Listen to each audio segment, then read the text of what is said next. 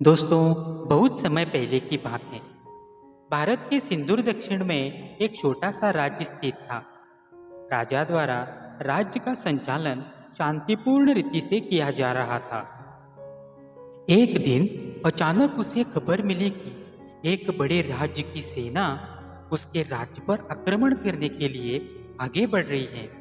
वह घबरा गया क्योंकि उसके पास उतना सैन्य बल नहीं था जो उतनी बड़ी सेना का सामना कर सके। राजा ने अपने सेनापति को बुलाया। सेनापति ने पहले ही हाथ खड़े कर दिए। वह बोला, महाराज, इस युद्ध में हमारी हार निश्चित है।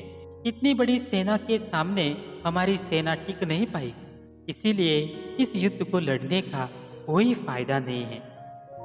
हमें अपने सैनिकों के प्राण गंवाने के बजाय पहले ही हार स्वीकार कर लेनी चाहिए। सेनापति की बात सुनकर राजा बहुत निराश हुआ। उसकी चिंता और बढ़ गई। वह समझ नहीं पा रहा था कि क्या करे और क्या न करे। अपनी चिंता से छुटकारा पाने के लिए वह राज्य संत के पास गया। संत को उसने पूरी स्थिति से अवगत कराया और बताया कि सेनापति ने युद्ध से पहले ही हाथ खींच लिए हैं। यह सुनकर संत बोले, राजन, ऐसे सेनापति को तुरंत उसके पद से हटाकर कारागृह में डाल देना चाहिए।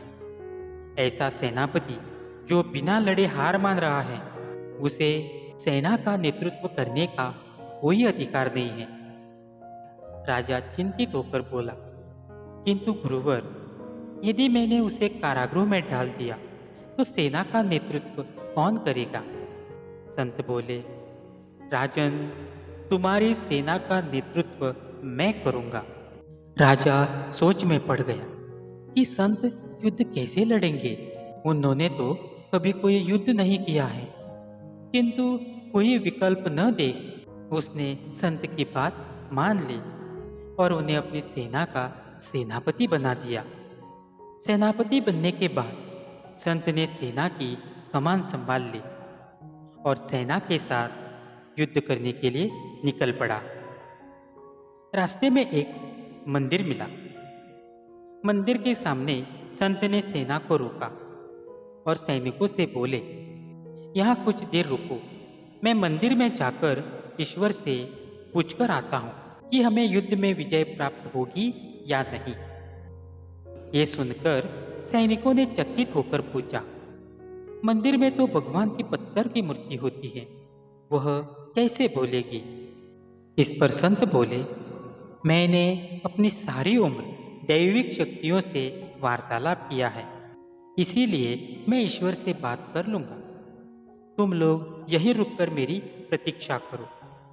यह कहकर संत मंदिर में चले गए। कुछ देर बाद जब वे वापस लौटे तो सैनिकों ने पूछा, ईश्वर ने क्या कहा?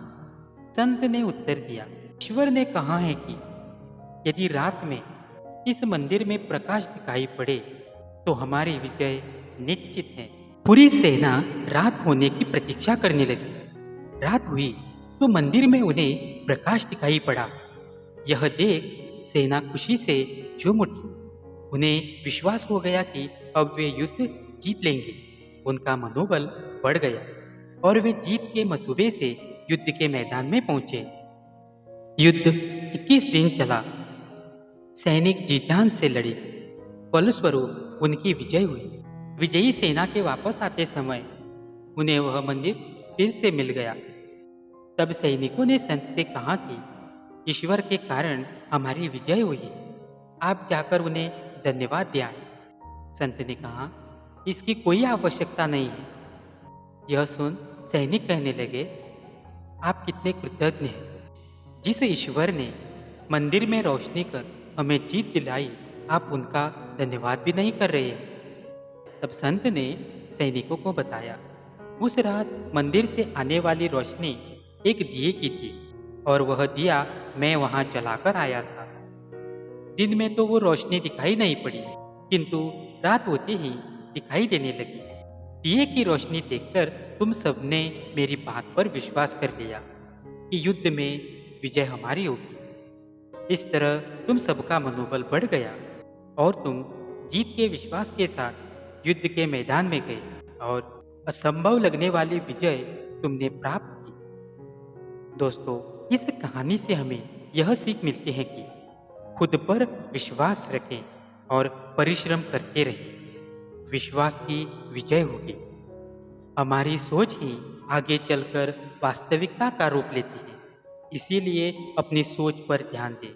सदा सकारात्मक सोचें ताकि सकारात्मक परिणाम मिले।